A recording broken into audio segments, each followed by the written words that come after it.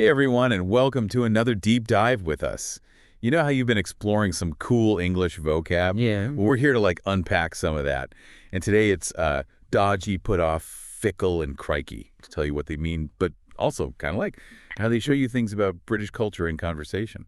It's really interesting how just one word can tell you so much about how a culture thinks. These words, I think, give you a look into British humor and skepticism, and also that British way of seeing something amazing in normal stuff. Let's start with dodgy. It's like such a British word, like a warning, you know? Dodgy is like your gut feeling saying stay away. It means something isn't reliable or it's risky, maybe even dangerous. It's that feeling when something seems too good to be true or just a little bit off. Like when you see used car salesmen and they're smiling too much and the prices are crazy low, you just know something dodgy is happening. Exactly. And the origin of the word is cool, too. It comes from the verb dodge, which means to, avoid something. So dodgy is literally about avoiding something that's iffy. I've heard people use dodgy to describe all kinds of things, from shady business deals to like a weird-looking food truck. Yeah, that's what's great about dodgy. You can use it in so many situations, whenever you just don't trust something. It really shows how British people are careful and like to understate things. Speaking of avoiding things, that makes me think of our next word, put off. I know I'm guilty of that one.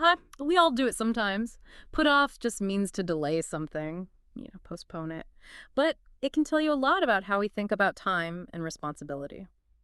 You said put off is used in both British and American English. But do you think maybe there are subtle differences in how they use it? Like if someone chooses put off instead of procrastinate, does that tell you something about them? That's a really smart question. And yeah, you might be right. Put off sounds more casual than procrastinate. Like, procrastinate is when you're actively avoiding something. Maybe put off is like a more relaxed way to say you're delaying something. While procrastinate means you're really struggling to manage your time. So it's like put off is a little nudge. And procrastinate is like a wrestling match with your to-do list. Exactly. Just choosing one word over another can tell you a lot about someone's personality and where they're from. It's crazy how these little word choices can show you how people think and act. Okay, are you ready for a word that changes as much as the weather? Let's talk about fickle. Fickle. It's the perfect word for things or people that are always changing, like they can't make up their minds. When I hear fickle, I think of friends who are always changing plans. Or they have a new favorite band every week.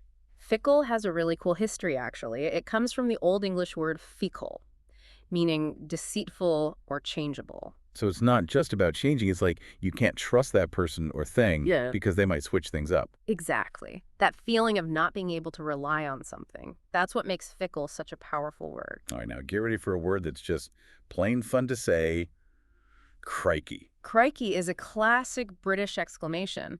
You use it when you're surprised or amazed, like that gut reaction when you see something unexpected or awesome. When I first heard crikey, it reminded me of my grandpa.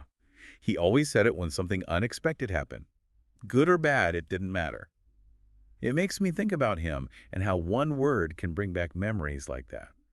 Yeah, it's amazing how words can be connected to emotions like that. They become part of our experiences and change how we see the world. Crikey also makes me think of like the Australian outback. Yeah. You know, Steve Irwin wrestling crocodiles and yelling crikey. He definitely helped make it popular, but Crikey actually goes way back. It's thought to be a way of saying Christ without actually saying it.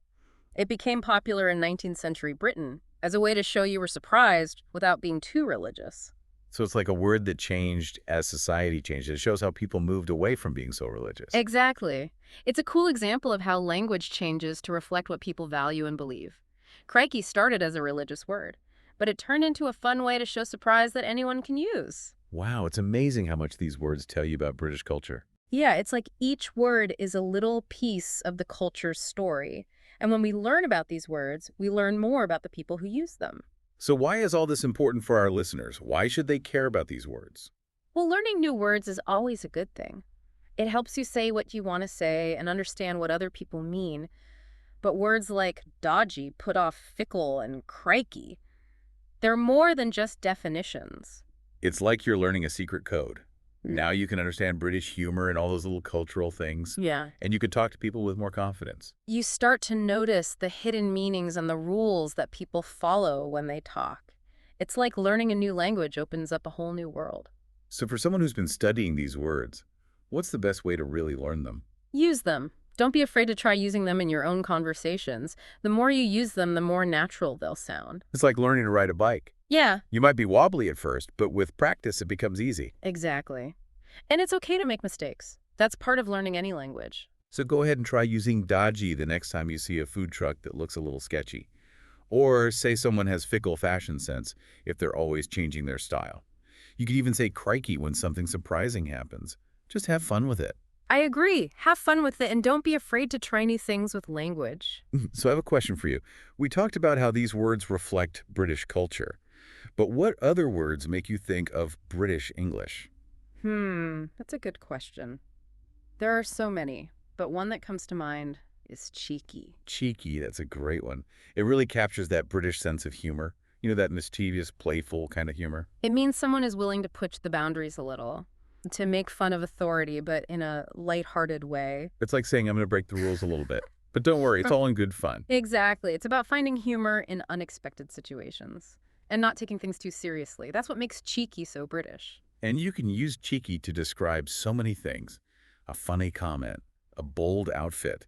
It's a word that's all about being yourself and not following all the rules. Yeah. Cheeky shows that independent spirit and that unique British humor that often surprises people.